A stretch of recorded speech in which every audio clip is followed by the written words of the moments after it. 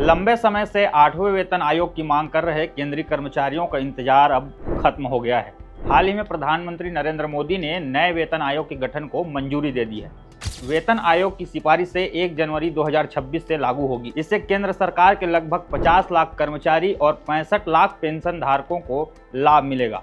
अब सवाल ये है कि वेतन आयोग की सिफारिशें किस आधार पर लागू होगी। क्या सरकार वेतन आयोग की सभी सिफारिशें मान लेगी? ऐसे कई सवाल हैं जिसका जवाब केंद्रीय कर्मचारी ढूंढ रहे हैं।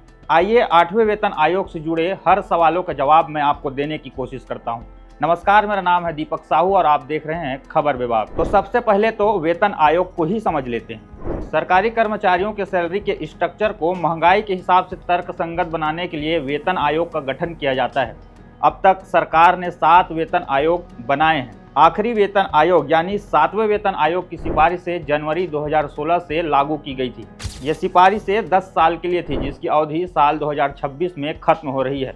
यही वजह है कि सरकार ने अब 8वें वेतन आयोग के गठन को मंजूरी दे दी है। अब सवाल ये है कि वेतन आयोग का काम क्या होता है। 8वां वेतन आयोग सरकार को यह बताएगा कि केंद्रीय कर्मचारियों की सैलरी और भत्ते समेत अन्य सुविधाओं में कितना इजाफा होना चाहिए। वेतन आयोग की सिफारिशों के आधार पर सरकार केंद्रीय कर्मचारियों की सैलरी और भत्तों को लागू करेगी। हालांकि वेतन आयोग की सिफारिशों को सरकार अक्षरशः लागू करने के लिए बाध्य नहीं है।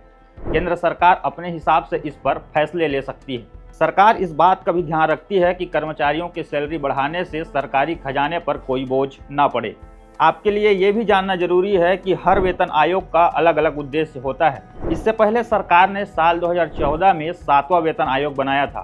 उस आयोग का मकसद था कि उच्च गुणवत्ता वाले कर्मचारियों को सरकारी नौकरी की तरफ आकर्षित किया जाए। अब सवाल यह है कि सरकारी कर्मचारियों की सैलरी आखिर बढ़ती कैसे है। सरकारी कर्मचारियों की सैलरी फिटमेट फैक्टर के आधार पर तय होती है। फिटमेट फैक्टर को तय करने के लिए कई चीजों को ध्यान में रखा जाता है। उदाहरण के लिए आपको बताऊं तो सरकार की आर्थिक स्थिति, महंगाई दर और कर्मचारियों की जरूरत के हिसाब से एक आंकड़ा तय किया जाता है। वेतन आयोग इन्हीं आंकड़ों को आधार मानकर कर्मचारियों की सैलरी बढ़ाने की सिफारिश करता है। उदाहरण के लिए 7वें वेतन आयोग ने फिटमेट फैक्टर को 2.57 तय किया था।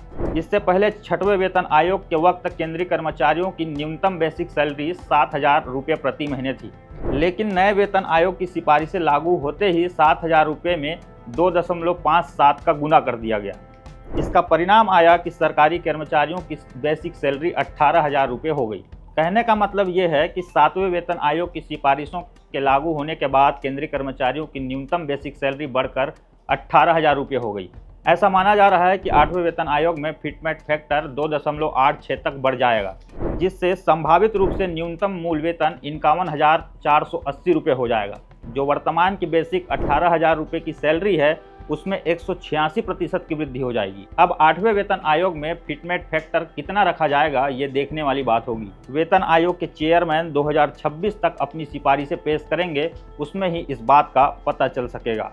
तो आपको हमारी ये जानकारी कैसे लगी, हमें कमेंट कर जरूर बताएं। ऐसे ही तमाम अपडेट्स के लिए बने रहे खबर विभाग के साथ।